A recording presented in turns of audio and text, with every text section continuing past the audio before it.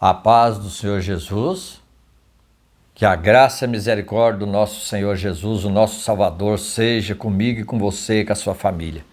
Abra sua Bíblia comigo lá no Evangelho de João, capítulo 1. E eu te convido, se você ama a palavra de Deus, vamos estudar junto. E compartilhe essa mensagem se você gosta da mensagem de Deus. Inscreva aí no canal da Igreja de Cristo Tempo de Salvação e notifique o sininho para você receber as próximas mensagens. E outra coisa, lembra que Deus enviou seu Filho para mudar a nossa história.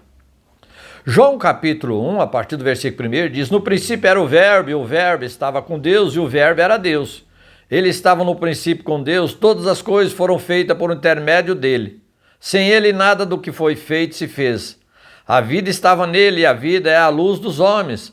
A luz resplandece nas trevas, e as trevas não prevaleceram contra ela. Houve um homem enviado por Deus, cujo nome era João. Este veio como testemunha para testificar-se a respeito da luz, a fim de que todos viessem a crer por intermédio dele. Ele não era a luz, mas veio para testificar da luz, a saber, a verdadeira luz que, vindo ao mundo, ilumina todo o homem.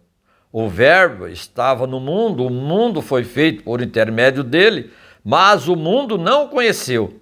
Veio para os que eram seus, e os seus não receberam.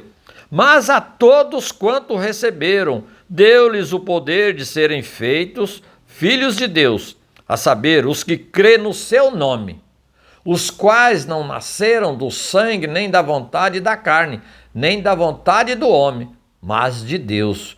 E o Verbo se fez carne e habitou entre nós, cheio de graça e de verdade, e vimos a sua glória, como a glória do unigênito do Pai. Oh, palavra linda e maravilhosa! O Senhor veio nesse mundo aqui para mudar a nossa história. Ele veio e transformou aqui, esse aqui que era uma criatura, agora filho de Deus. Ora, a palavra é muito direcionada a todos que querem. Jesus veio para o seu povo, os judeus, a maioria deles não receberam, mas a todos quanto receberam. Veja bem, ele agora abre aqui um leque para toda a humanidade. Todos aqueles que reconhecem que é um pecador e precisa de Jesus, ele aceita agora, não, ele transforma como filho de Deus. Esses filhos não é nascido da carne nem da vontade do homem, não é porque eu quero não. É Deus que tem isso para mim e para você. E a partir do momento que você reconhece isso, reconhece que precisa de Jesus na sua vida, Deus envia o seu Filho ao mundo aqui, não para condenar o mundo, mas para que o mundo fosse salvo por ele. O Senhor não está falando aqui da terra, não, está falando das pessoas. Está falando comigo, com você, com a nossa casa, com a nossa família, a nossa parentela. Está entendendo aqui qual o objetivo de Deus nas nossas vidas? Veja bem, a palavra aqui está dizendo, no princípio era o Verbo, era a palavra de Deus, e era Deus, ele estava no princípio com Deus, o próprio Senhor agora vem aqui nessa terra para mudar a história da humanidade.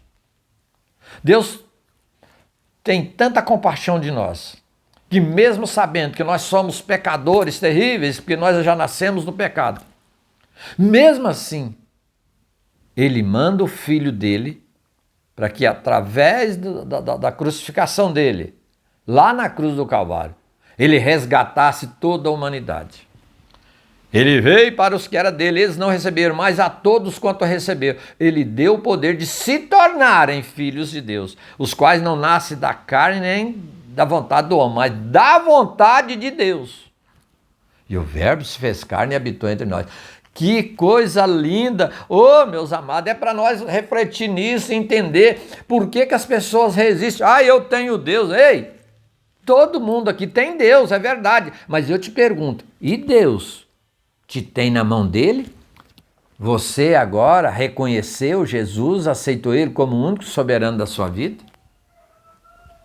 Isso é a coisa mais linda da nossa vida.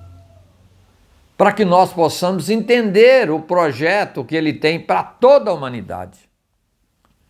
E eu quero que você busque mais nas Escrituras, leia as Escrituras, conheça a verdade de Deus na sua vida e não fica olhando para as pessoas achando que não, vai ter um jeito depois. Não, ei! Quando Jesus voltar, ele vai vir buscar um povo no meio de um povo. A Bíblia diz que ele dará ordem aos seus anjos e eles reunirá os seus escolhidos de uma outra extremidade dessa terra. Quem é os escolhidos de Deus? Aqueles que querem. Aqueles que reconhecem Jesus como o único soberano da sua vida. Porque Ele é o caminho, a verdade e a vida. Ele é o único que pode nos resgatar. Ele é o único que pode nos salvar. Não há outro nome nessa terra além de Jesus Cristo.